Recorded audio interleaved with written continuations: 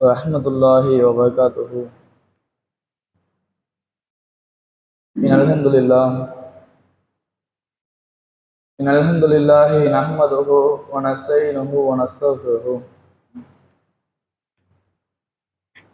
ونعوذ بالله من شرور أنفسنا ومن سيئات أعمالنا. من يهدي الله فلا مضل له ومن يضلل فلا هادي له. ونشهد أن لا إله إلا الله وحده لا شريك له وأشهد أن محمدا عبده ورسوله أما بعد. قال رب اشرح لي صدري ويسر لي أمري واحلل عقدة من لساني يفقهوا قولي ربي زدني علما. கண்ணியமிகுந்த எல்லாம் உள்ள அல்லாஹ்வின் நல்லடியார்களே, அல்லாஹ்வுடைய சாந்தியும் சமாதானமும் நமக்கெல்லாம் அற்புதமாக அனுப்பப்பட்ட முஹம்மது நபிகள் நாயகம் ஸல்லல்லாஹு அலைஹி வஸல்லம் அவர்களின் மீதும் அவர்களுடைய சொல் செயல் அங்கீகாரத்தை தன்னால் இரண்டு அளவு பின்பற்றி வாழ்ந்து மறைத்த சத்திய சஹாபாக்கள் மீதும் சஹாபிய பெண்மணிகள் மீதும் தாபியங்கள் மீதும் தபா தாபியங்கள் மீதும் இன்னும் குறிப்பாக நம் மீது கடமையாக்கப்பட்ட இந்த ஜும்மாவுடைய நாளிலே ஜும்மாவுடைய நன்மையை கொள்ளெடுத்து செல்ல வேண்டும் என்ற நோக்கத்தோடு அமர்ந்திருக்கும் உங்கள் மீதும் என் மீதும் என்றென்றும் நின்று நிலவட்டமாக என்று பிரார்த்தித்தவனாக என்னுடைய ஜும்மாவுடைய வகையை நான் ஆரம்பம் செய்கின்றேன். ஜும்மாவுடைய வகைக்கு செல்வதற்கு முன்னால் நபிகள் நாயகம் ஸல்லல்லாஹு அலைஹி வஸல்லம் அவர்கள் இந்த ஜும்மாவுடைய நாளிலே எப்படி இருக்க வேண்டும் என்று கூறியதை உங்கள் முன்னால் சொல்வதற்கு நான் கடமைப்பட்டிருக்கின்றேன். அல்லாஹ்வுடைய தூதர் சொல்கின்ற பொழுது, ஜும்மாவுடைய நாளிலே இமாம் உரை நிகழ்த்தி கொண்டிருக்கின்ற பொழுது தனக்கு அருகிலுக்கும் சகோதரனிடம் அன்சீத், நீ மௌனமாக என்று சொன்னால் கூட ஃபகதுல் அகோத்த, நீயும் வீணான காரியத்திலே ஈடுபட்டு விட்டாய் என்று சொன்ன நபிமொழியை உங்கள் முன்னால் முன்வைத்தவனாக என்னுடைய ஜும்மாவுடைய யோகையை நான் ஆரம்பம் செய்கின்றேன். தண்ணி நிறைந்த எல்லாம் அல்ல அல்லாஹ்வின் நல்லடியார்களே, இந்த உலகத்திலே வாழக்கூடிய மனிதன் இந்த உலகத்திலே வாழ்கின்ற பொழுது தனக்கென தனி சித்தாந்தத்தை பின்பற்றியவனாக, தனக்கென தனி கொள்கையை உருவாக்கி கொண்டு அந்த கொள்கையை போதிக்கக்கூடிய மனிதனாக வாழ்ந்து கொண்டிருக்கின்றான். இந்த உலகத்தை நாம் எடுத்து பார்த்தோம் என்று சொன்னால் இந்த உலகத்திலே பலதரப்பட்ட கொள்கைகள் நிலவி காணப்படுகின்றது. இந்த அளவுக்கு சிலைகளை வழிபடக்கூடிய கொள்கைகளும், இந்த உலகத்திலே கடவுள் என்பது இல்லை, இந்த உலகம் என்பது நாம் இயற்கையாக படைக்கப்பட்டோம் என்று போதிக்கக்கூடிய கொள்கைகளும், முஸ்லிம்களுக்கு தூதாக அனுப்பப்பட்டவர்களை கடவுள் என்ற அந்தஸ்திலே உயர்த்தி அவர்களை வணக்க வழிபாடு செய்யக்கூடிய கொள்கைகளும் இந்த உலகத்திலே காணப்படுகின்றது.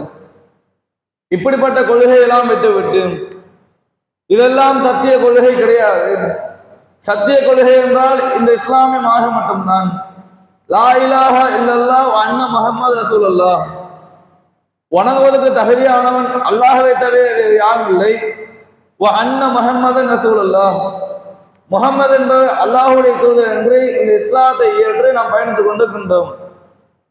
இப்படி பயணிக்கக்கூடிய நாம் ஒரு இஸ்லாமியன் என்று சொன்னால் அவனுடைய பண்பாக எது இருக்க வேண்டுமோ, அவனுடைய செயலாக எது இருக்க வேண்டுமோ, அந்த விஷயத்திலே நாம் எப்படி இருக்கோம் என்பதை நம்மால் பரிசோதித்து பார்க்க கடமைப்பட்டிருக்கின்றோம். இந்த உலகத்திலே முஃமின் வாழ்கிறான் என்று சொன்னால் அவன் செய்யக்கூடிய முதலாவது விஷயம், அல்லாஹும் அல்லாஹுடைய தூதர்களும் நமக்கு எத்தனையோ இடத்திலே சொல்லி காட்டி உள்ளார்கள்.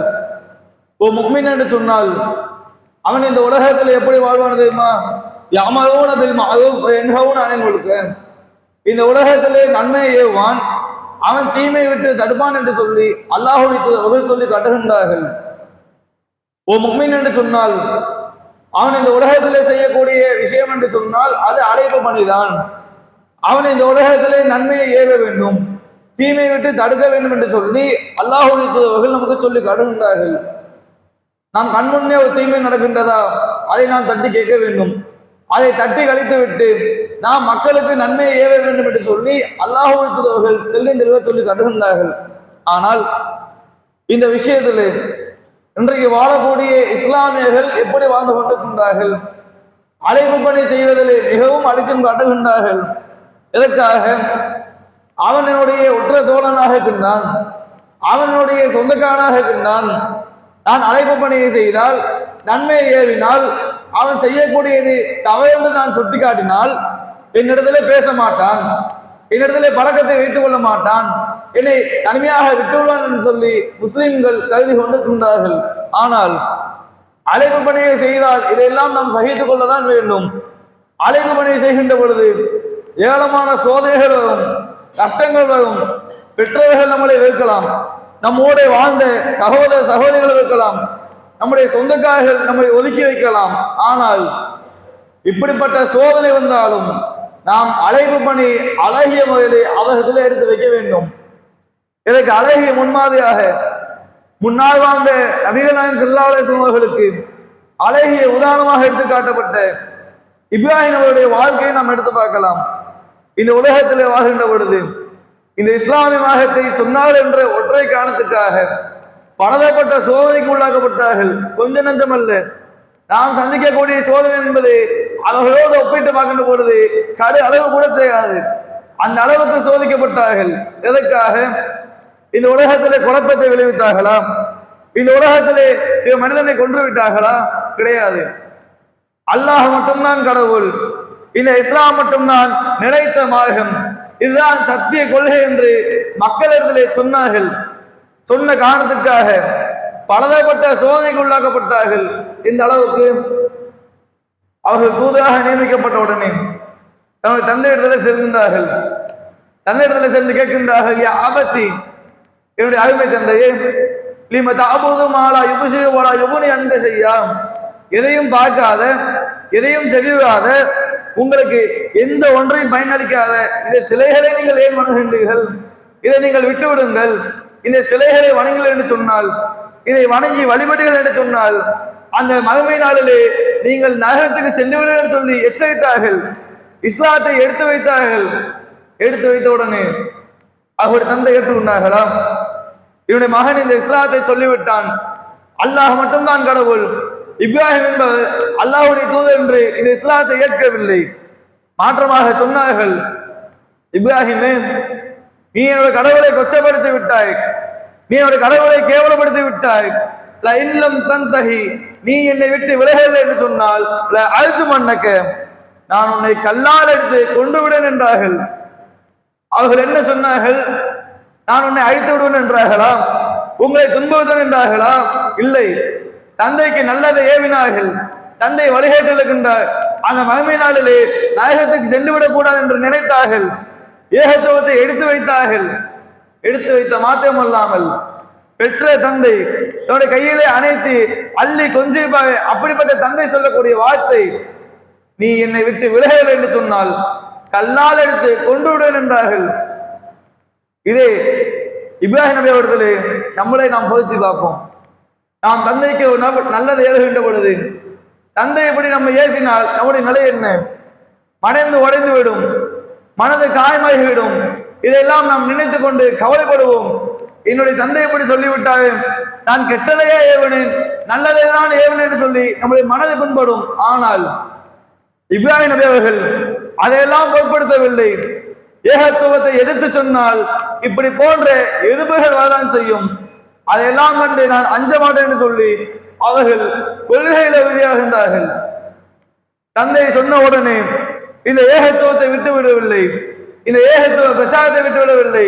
மாற்றமாக தந்தை ஏற்றுக்கொள்ளவில்லை என்ற என்ன, என்னுடைய சமுதாயத்துக்கு நான் இந்த ஏகத்துவத்தை எடுத்து வைப்பேன் என்று சொல்லி சமுதாயத்து மக்களிடத்தில் சென்றார்கள்.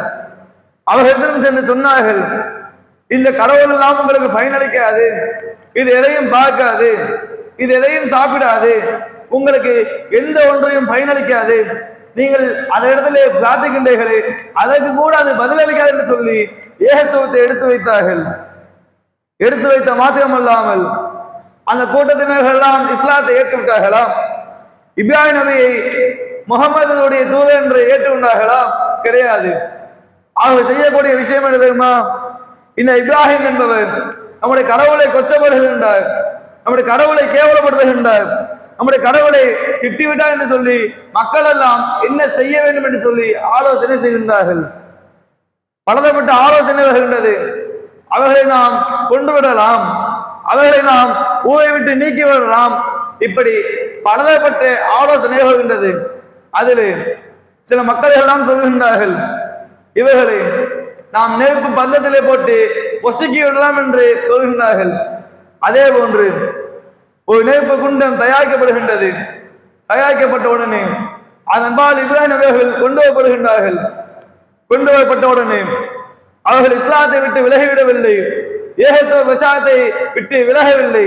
மாற்றமாக அந்த நேரத்தில் கூட சொன்னார்கள், ஹஸ்புனல்லாஹு வ நிஅமல் வக்கீல், அல்லாஹ் எனக்கு போதுமானவன், அவன் எனக்கு பாதுகாப்பு அளிப்பான் என்று சொல்லி உறுதியாக இருந்தார்கள். அதன் வெளிப்பாட்டாக அல்லாஹ் செய்த உதவி என்ன தெரியுமா? அந்த நெருப்பு இப்ராஹிம் நபி அவர்களை பொசுக்கிவிடக் கூடாது என்பதற்காக அந்த நெருப்புக்கு கட்டளையிட்டான். அல்லாஹ் தன்னுடைய திருமை கொண்டு சொல்கின்ற பொழுது, யா நாடு நெருப்பே, கூனி பர்தன் வ ஸலாமுன் அலா இப்ராஹிம், இப்ராஹிமுக்கு குளிர்ச்சியாகவும் இதமாகவும் நீ ஆகிவிடு என்று சொல்லி அந்த நெருப்புக்கு கட்டளையிட்டான். அந்த நெருப்பிலே மக்கள் எல்லாம் இப்ராஹிம் நபியை தூக்கி போட்டார்கள். போட்ட உடனே இப்ராஹிம் நபி அவர்களுக்கு அந்த நெருப்பின் மூலமாக ஒரு துளி அளவும் பாதிப்பை தர முடியவில்லை. இதற்கான காரணம் என்ன? ஏகத்துவ விசாரத்தை சொன்ன பொழுது ஏராளமான மக்கள் எல்லாம் எதிர்த்தார்கள். எதிர்க்கின்ற பொழுது அவர்கள் ஏகத்துவ விசாரத்தை விட்டுவிடவில்லை, ஏக இறைவனுடைய மாயத்தை விட்டுவிடவில்லை.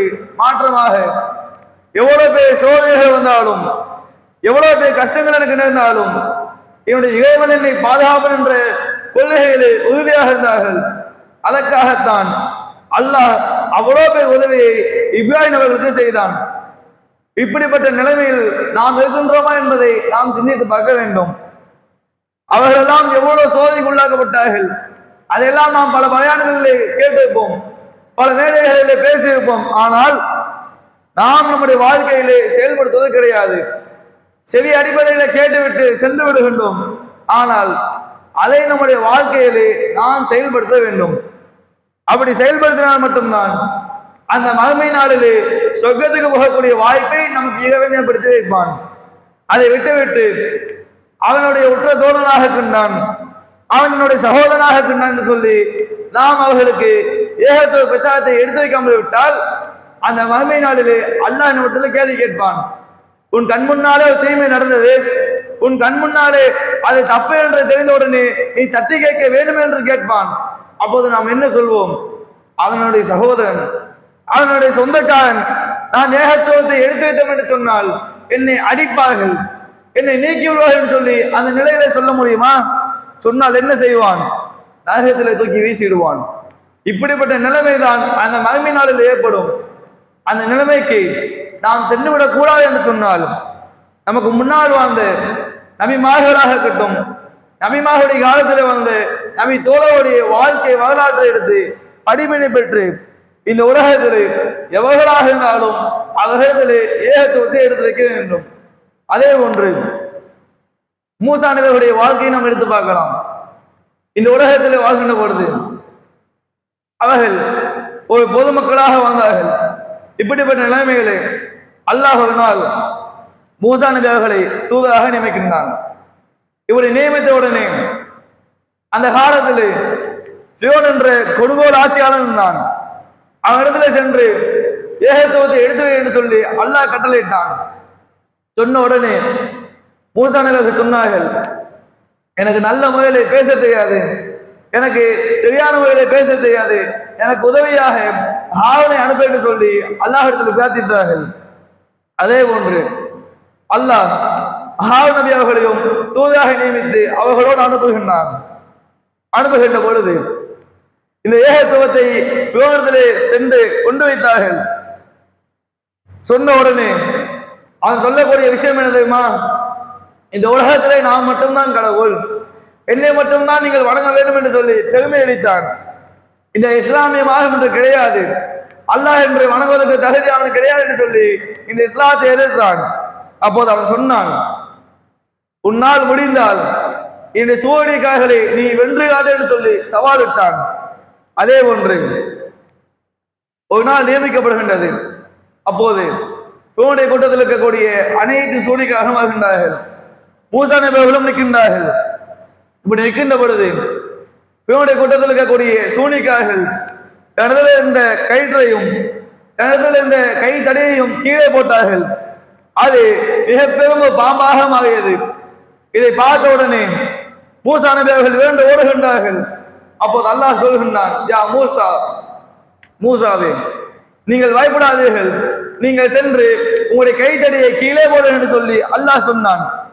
சொன்ன மாத்திரமல்லாமல் மூசா நபி அவர்கள் தன்னுடைய உள்ளத்தில் இருந்த அச்சத்தை போக்கிவிட்டு அந்த சூனியக்கார இடத்திலே சென்று தன்னுடைய கைத்தடியும் போடுகின்றார்கள். போட்ட உடனே அது மிக பெரும் பாம்பாக மாறி சூனியக்காரர்களுடைய அனைத்து பாம்பையும் அது விழுங்கிவிட்டது. விழுங்கிய மாத்திரமல்லாமல் அங்கிருந்த அனைத்து சூனியக்காரர்களும் அப்போதே சதா செய்து சொன்னார்கள், ஆமன்னா பி ரப்பில் ஆலமீன் வ ரப்பி மூசா வ ஈசா, ஈசாவுடைய கடவுளை நாங்கள் ஏவனாக ஏற்க வேண்டும் என்று சொல்லி இஸ்லாத்தை ஏற்றுக்கொண்டார்கள். அந்த நேரத்தில் பிறன் சொன்னான், என்னுடைய கட்டளை என்று இந்த இஸ்லாத்தை ஏற்றுக்கொண்டீர்களா? உங்களை நான் கொல்லாமல் விடமாட்டேன் என்று சொல்லி பிறன் சொன்னான். சொன்ன மாற்றமில்லாமல் அவன் அனைத்து மக்களையும் விரட்டி கொண்டு வந்தான். அப்படி வருகின்ற பொழுது ஒரு இடத்துல மக்கள் எல்லாம் நிற்கின்றார்கள். முன்னாடி பார்த்தால் கடல், பின்னாடி பார்த்தால் பிறனுடைய படை. மக்கள் எல்லாம் சொல்கின்றார்கள், யா மூசா, மூசாவே இன்னாலா முதற்கூன், நாம் அகப்பட்டு விட்டோம், நாம் மாட்டிக்கொண்டோம், இனிமேல் நம்மளால் எதுவும் செய்ய முடியாது, நம்மை அவர்கள் கொண்டு விடுவார்கள் என்று சொன்னார்கள். ஆனால் மூசா நபி அவர்கள் சொன்னார்கள், கால கூறினார்கள், கல்லா அவ்வா இல்லை, இன்னமாய் ரப்பி சயஹதி, என்னோடு என்னுடைய இறைவன் இருக்கின்றான், அவன் எனக்கு நேர்வழி காட்டுவான் என்று சொல்லி உறுதியாக இருந்தார்கள். அதே போன்று அவர்கள் வைத்த நம்பிக்கையை அல்லாஹ் காப்பாற்றினான். அப்போது அல்லாஹ் சொல்கின்றான், மூசா, மூசாவுக்கு நாம் அறிவித்தோம், அசாக்கள் பாகு, உங்களுடைய கைத்தறி கொண்டு கடலிலே அறி என்று சொல்லி அல்லாஹ் சொன்னான். சொன்ன மாத்திரமல்லாமல் அவர்களும் கைத்தறி கொண்டு கடலில் அடித்தார்கள். அது 2 கூறாக பிறந்தது. பிறந்த உடனே அதிலே மூசா நபி அவர்களும் அவர்களோடு நம்பிக்கை கொண்டவர்களும் காப்பாற்றப்பட்டு பிறனுடைய படை அதிலே மூழ்கடிக்கப்பட்டு கொல்லப்படுகின்றது. இவ்வளவு உதவிக்கான காரணம் என்ன? அவர்கள் ஏகத்துவ பிரச்சாரத்தை எடுத்து வைத்த போது அதிலே உறுதி நிலைப்பாட்டாக இருந்தார்கள். எவர்கள் என்ன எதிர்த்தாலும், எவ்வளவு பேர் சோதனைகள் எனக்கு நிகழ்ந்தாலும் இந்த ஏகத்துவ பிரச்சாரத்தை நான் விட்டுவிட மாட்டேன் என்று சொல்லி அதில் உறுதியாக இருந்தார்கள். அதன் காரணமாக அல்லாஹ் இவ்வளவு பெரிய உதவியை அவர்களுக்கு செய்தான். ஆனால் இன்றைக்கு நாம் எப்படி இருக்கின்றோம்? ஒரு சின்ன தப்பு நடக்கும், நமக்கு அது தெரியும், இது இஸ்லாத்துக்கு முரணான விஷயம், இதிலே நாம் கலந்து கொள்ளக்கூடாது, இந்த விஷயத்தை மக்கள் எல்லாம் செய்துவிடக் கூடாது என்று சொல்லி தெரியும். ஆனால் நாம் அஞ்சுவோம், அவர்களிடத்திலே இதை சொல்வதற்கு அஞ்சுவோம். அவன் நம்முடைய உற்ற தோழனாக இருக்கிறான்னு சொல்லி நாம் பயப்படுவோம். ஆனால் அதையெல்லாம் நாம் பொருட்படுத்தாமல் எவராக இருந்தாலும் அவர்களிடத்திலே இந்த இஸ்லாத்தை கொண்டிருக்கக்கூடிய கடமை நம் மீது இருக்கின்றது. அதற்கு அழகிய முன்மாதிரியாக நமக்கெல்லாம் அனுப்பப்பட்ட மிகச்சிறந்த அற்கொடையாக அனுப்பப்பட்ட முகமது நபியுடைய வாழ்க்கையை நாம் எடுத்து பார்க்கலாம். இந்த உலகத்தில் வாழ்கின்ற பொழுது, இந்த இஸ்லாத்துக்காக நபியாக நியமிக்கப்படுகின்ற பொழுது அவர்களுடைய நிலைமை என்ன தெரியுமா? மக்கள் எல்லாம் அவர்களை போற்றி புகழ்ந்தார்கள். நீதி மிக்கவன், உண்மையாளன், இவர்கள் பொய் சொல்ல மாட்டார்கள், நீதி என்று நடக்க மாட்டார்கள் என்று சொல்லி மக்கள் எல்லாம் புகழ்ந்தார்கள். இப்படிப்பட்ட நிலைமையிலே அல்லாஹ் முகமது நபி அவர்களை இஸ்லாத்துக்காக தூதராக நியமிக்கின்றான். நியமித்த உடனே நபிகள் ஸல்லல்லாஹு அலைஹி வஸல்லம் அவர்கள் சஃபா மலை மீது ஏறி அனைத்து மக்களையும் அழைக்கின்றார்கள். அனைத்து மக்களும் ஒன்று குழும்பி விட்டார்கள். ஒன்று குழும்பிய உடனே நபிகளா அவர்கள் சொன்னார்கள், இந்த சஃபா மலைக்கு பின்னால் ஒரு குதிரைப்படை உங்களை தாக்க உள்ளது என்று சொன்னால் நீங்கள் நம்புவீர்களா? நீங்கள் ஒத்துக்கொள்கள் என்று சொல்லி மக்களிடத்திலே நபிகள் நாயகம் ஸல்லல்லாஹு அலைஹி வஸல்லம் கேட்கின்றார்கள். கேட்ட உடனே மக்கள் எல்லாம் சொல்கின்றார்கள், முஹம்மதே, உங்களை நாங்கள் உண்மையாளனாக பார்த்தோம், நீதி மிக்கதாக பார்த்தோம், நாங்கள் நிச்சயமாக அதை நம்புவோம் என்று சொல்லி மக்கள் எல்லாம் சொன்னார்கள். இதை பார்த்த உடனே அல்லாஹ்வுடைய தூதர்கள் இந்த இஸ்லாத்தை அந்த நேரத்திலே போட்டு உடைக்கின்றார்கள். உடைத்த மாத்திரமல்லாமல் எவருடைய நாவிலிருந்து நீங்கள் உண்மையாளன், நீதி மிக்கவன் என்று சொல்லி வந்ததோ அவர்கள் எல்லாம் சொல்கின்றார்கள், நீ ஒரு பைத்தியக்காரன், நீ ஒரு சூனியக்காரன், நீ ஒரு முட்டாள் என்று சொல்லி நபிகள் நாயகம் ஸல்லல்லாஹு அலைஹி வஸல்லம் அவர்களை விமர்சித்தார்கள். விமர்சித்த உடனே நபிகள் இந்த ஏகத்துவ பிரச்சாரத்தை விட்டுவிடவில்லை, அவர்கள் எத்தி வைத்துக் கொண்டே இருந்தார்கள். அதன் காரணமாக தொழுகின்ற பொழுது அவர்களுடைய முதுகிலே ஒட்டக கொழுப்பை போட்டார்கள், அவர்களுடைய கழுத்திலே துண்டை வைத்து நெறித்தார்கள். இதெல்லாம் அல்லாஹ்வுடைய தூதர்கள் பார்க்கின்றார்கள். இப்படியெல்லாம் நாம் சோதனைக்கு உள்ளாக்கப்படுகின்றோம். இப்படி செய்தால் நம்மளால் தேவனை வணங்கி வழிபட முடியாது, இந்த ஏகத்துவ பிரச்சாரத்தை நிலை நாட்ட முடியாது என்று சொல்லி நபிகள் அவர்கள் எண்ணுகின்றார்கள். அதே போன்று மக்காவிலிருந்து மதீனாவுக்கு செல்கின்றார்கள். சென்று விட்டு அதிகமான நாட்கள் அங்கு தங்கவில்லை. வெறும் 8 ஆண்டுகளில் எந்த நாட்டிலிருந்து வேட்டடிக்கப்பட்டார்களோ அதே நாட்டுக்கு வந்து 10,000 பேர் கொண்டு படையாக நின்றார்கள். இன்ற வார்த்தைகளும் அல்லாமல் எவர்களெல்லாம் நபிகள் அவர்களை வேட்டினார்களோ, எவர்களெல்லாம் நீ பொய்யன், நீ சூனியக்காரன் என்று சொன்னார்களோ அவர்களெல்லாம் அஞ்சினார்கள். இந்த 10,000 பேர் கொண்ட படை நம்மை ஏதாவது செய்து விடுமோ என்று சொல்லி அஞ்சினார்கள். காரணம் என்ன? நபிகளாவர்கள் 10,000 பேர் கொண்ட படையாக ஒரு இஸ்லாமிய படையாக அந்த இடத்துல வந்து திகழ்ந்தார்கள். அந்த மக்கள் எல்லாம் ஏசிய போது அவர்கள் ஏகத்துவ பிரச்சாரத்தை விட்டு வைத்திருந்தால் இன்றைக்கு இந்த அளவுக்கு ஏகத்துவம் நடந்திருக்குமா? கிடையாது. ஆனால் நபிகளா அவர்கள் அதை விட்டுவிடவில்லை. எவ்வளவு பேர் சோதனைகள் இருந்தாலும் அந்த இஸ்லாத்தை மக்களிடத்திலே எடுத்து சொல்லியே இருந்தார்கள். அதனால் இன்றைக்கு வாழக்கூடிய எத்தனையோ இஸ்லாமியர்கள் இந்த இஸ்லாத்தை ஏற்று முஸ்லிமாக வாழ்ந்து கொண்டிருக்கின்றார்கள். இதற்கெல்லாம் காரணம் நமக்கு முன்னால் வந்த நபிகள் நாயகம் ஸல்லல்லாஹு அலைஹி வஸல்லம் அவர்களுடைய காலத்திலே வாழ்ந்த நபி தோழர்கள் அவர்கள் பாடுபட்டார்கள். இந்த இஸ்லாத்தை மக்கள் மன்றத்திலே நாம் சொல்லிவிட வேண்டும், மக்களிடத்திலே நாம் சொல்லிவிட்டு அவர்கள் எல்லாம் இந்த இஸ்லாத்தை ஏற்றுக்கொள்ள வேண்டும் என்ற நோக்கத்திலே பயணித்தார்கள். எவ்வளவு பேர் சோதனைகள் வந்தாலும் அதை நாம் பொருட்படுத்த கூடாது என்று சொல்லி நம்பிக்கையாக இருந்தார்கள். அதனால் தான் இன்றைக்கு எத்தனையோ லட்சக்கணக்கான மனிதர்கள் இஸ்லாத்தை தழுவியுள்ளார்கள். அப்படிப்பட்ட நிலைமையில் இருக்கக்கூடிய நாம் நமக்கு முன்னால் வாழ்ந்த ஏராளமான நபிமார்கள், நபி தோழர்கள் நமக்கு முன்மாதிரியாக திகழ்ந்துள்ளார்கள். அவருடைய வாழ்க்கை வரலாற்று நாம் எடுத்து பார்த்து நாம் இந்த உலகத்திலே வாழ்கின்ற பொழுது நாம் கண்முன்னே ஒரு தீமை நடந்தது என்று சொன்னால், ஒரு அநியாயம் நடந்தது என்று சொன்னால், அது யாராக இருந்தாலும், நம்முடைய சகோதரராக இருந்தாலும், பிற மதத்தை சார்ந்த மக்களாக இருந்தாலும் அவர்களுக்கு எடுத்து வைக்கக்கூடிய நன்மக்களாக அல்லாஹ் தஆலா உங்களையும் என்னையும் ஆக்கி அருள் புரிய வேண்டும் கூறியவனாக என்னுடைய முதலாவது நான் முடித்துள்ளேன். வாஹிதவான ரப்பில் ஆலமீன். அஸ்ஸலாமு அலைக்கும் வரஹ்மத்துல்லாஹி வபரகாத்துஹு.